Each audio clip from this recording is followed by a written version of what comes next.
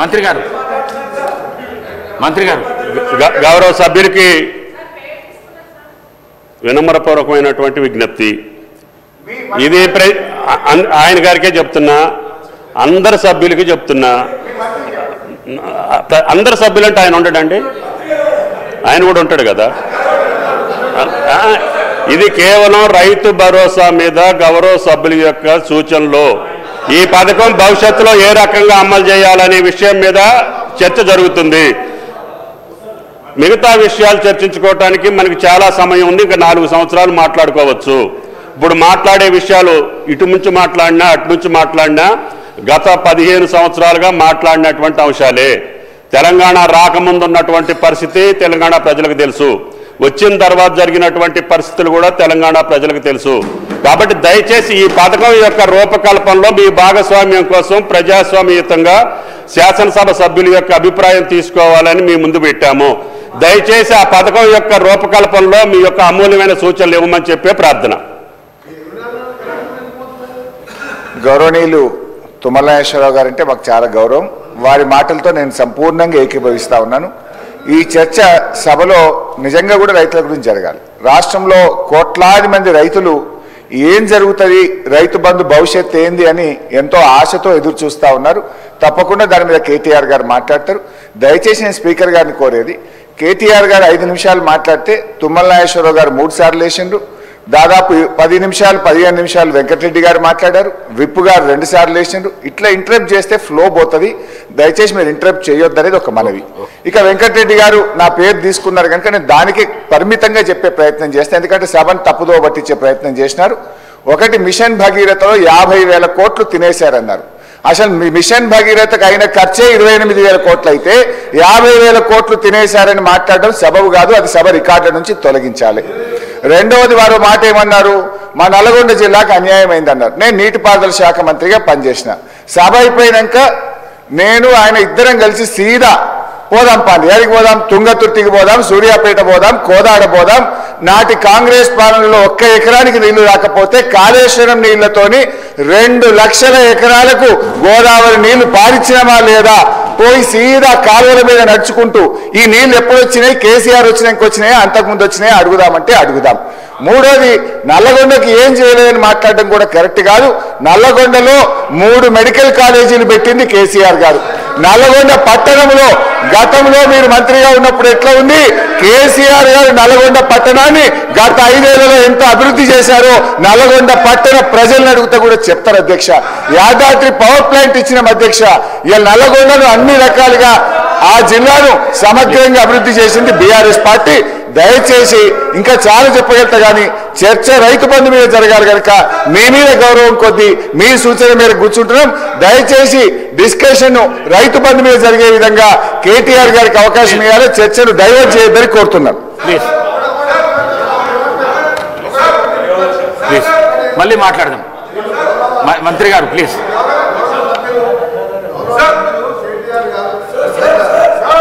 గౌరవ సభ్యులు కేటీఆర్ గారు 24 గంటల కరెంటు విషయానికి వచ్చినప్పుడు మాత్రమే లేచిన. రైతు భరోసా మీద మాట్లాడినప్పుడు నేను లేవలే. రైతు భరోసా మీద మాట్లాడినప్పుడు రైతు భరోసా రాజశేఖర రెడ్డి గారు, నేను కేటీఆర్ గారు చెప్తున్నా, రైతు భరోసా మీద లేవలేదు సార్. ఇంకొకటి, వారు మళ్ళా సభను తప్పుదో పెట్టేదిగా హరీష్ రావు గారు నల్గొండ జిల్లాకు కాంగ్రెస్ పార్టీ సార్.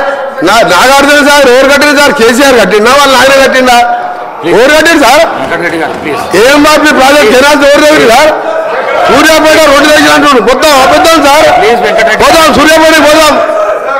ఎందుకు సార్? సార్ ఒకటే, రైతు భరోసా కన్ఫైన్ కానీ ఒకరి సార్ రైతు భరోసాకు కన్ఫైన్ కానీ దాని మీద రైతు భరోసా ఏ విధంగా చేయాలో కేటీఆర్ గారు సలహా ఇవ్వమంటున్నారు.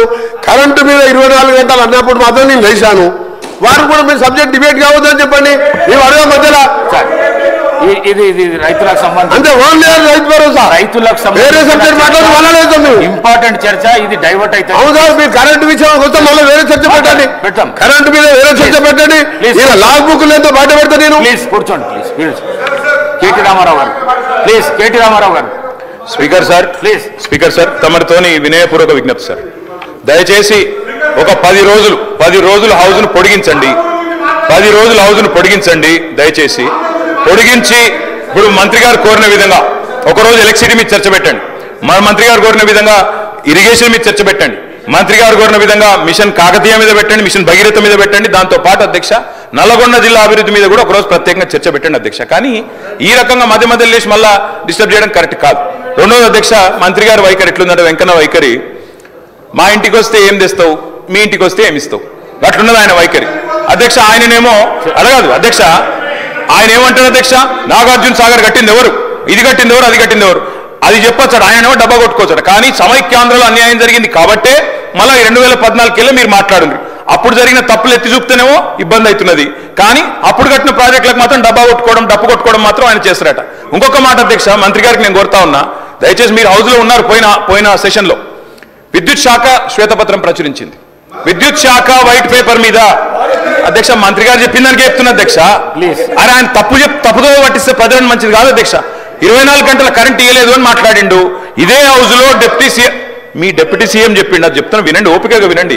మీ డిప్యూటీ సీఎం గారు ప్రవేశపెట్టిన శ్వేతపత్రంలో నుంచే కోట్ చేస్తున్నా. మీ డిప్యూటీ సీఎం గారే చెప్పిండ్రు, కేసీఆర్ గవర్నమెంట్ లో అత్యధికంగా యావరేజ్ గా 19.2 గంటల కరెంటు, 24 గంటల కరెంటులో యావరేజ్ 19 అవర్స్ ఇచ్చినామని చెప్పి మీ డిప్యూటీ సీఎం చెప్పిండ్రు. కాదంటే మీరు పోయి మీ డిప్యూటీ సీఎంతో పంచాయతీ పెట్టుకోండి, ఆయన అటు ఎందుకు చెప్పినా అడుక్కోండి. ఇంకొక మాట, లాగ్ బుక్లు అన్నారు అధ్యక్ష. మేము అంటున్నా అధ్యక్ష, ఇవాళ కాంగ్రెస్ ప్రభుత్వం ప్రకటనలు గుప్పిస్తున్నది. ఎక్కడ చూసినా ఇవాళ మొత్తం కాంగ్రెస్ ప్రకటనలే కనబడుతున్నాయి. అందులో ఏం చెప్తున్నారు అధ్యక్ష, 24 గంటల కరెంటు. నేను వెంకటరెడ్డి గారిని అడుగుతున్నా, ఈడికెళ్ళి మీ సభ వాయిదా వేయండి అధ్యక్ష, బస్సులు అందరం పోదాం, నల్గొండ జిల్లాకే పోదాం. ఈ రోజు ఏ ఒక్క లాగ్ బుక్ లోనన్నా 24 గంటల కరెంటు వస్తున్నట్టు చూపెడితే మేము మొత్తం శాసనసభాపక్షం రాజీనామా చేస్తామని చెప్పి నేను ఆయన అడుగుతా ఉన్నా అధ్యక్ష. అధ్యక్ష ఇప్పుడు వాళ్ళేమో ప్రచారం చేయొచ్చు, పద్ధతి కాదు అధ్యక్ష. మాట్లాడుతుంది ఒకటి, వారు ఇంకొకటి చెప్తా ఉన్నారు. ఇంకొక మాట అధ్యక్ష, ఇంకొక మాట అధ్యక్ష, ఇంకొక మాట మంత్రి గారు నేను కోరుతా, అన్నదాతల గురించి మాట్లాడుతున్నా, అన్నదాతల గురించే మాట్లాడుతున్నా సార్, అన్నదాతల గురించి మాట్లాడుతున్నా. మంత్రి గారు తప్పకుండా ఈ విషయం తెలుసుకోవాలి, ముఖ్యంగా నల్గొండ జిల్లా మంత్రి గారు. అధ్యక్ష, కేసీఆర్ ప్రభుత్వంలో నల్గొండ జిల్లాకు జరిగింది ఏంది అంటే ఒక్క నిమిషంలో చెప్పాలి అంటే అధ్యక్ష, భారతదేశం మొత్తంలో తెలంగాణ నెంబర్ 1 స్థాయికి చేరుకుంటే ధాన్యం పండించడంలో, ధాన్యం ఉత్పత్తిలో, అందులో ఉమ్మడి జిల్లా తీసుకుంటే అధ్యక్ష, మొత్తం తెలంగాణనేమో భారతదేశంలో ధాన్యం ఉత్పత్తిలో నెంబర్ 1 అయితే తెలంగాణలోని ఉమ్మడి 10 జిల్లాల్లో వరి ధాన్యం పండించడంలో నెంబర్ 1 జిల్లా నల్గొండ జిల్లా అనే మాట నేను గౌరవ మంత్రి గారికి చెప్తా ఉన్నా అధ్యక్ష. అత్యధికంగా ధాన్యం పండింది నల్గొండ. ఇది వారు తెలుసుకోవాలా, తెలుసుకొని మాట్లాడాలని చెప్పి నేను కోరుతా ఉన్నా అధ్యక్ష. ఇక మీరు దాని మీద మళ్ళీ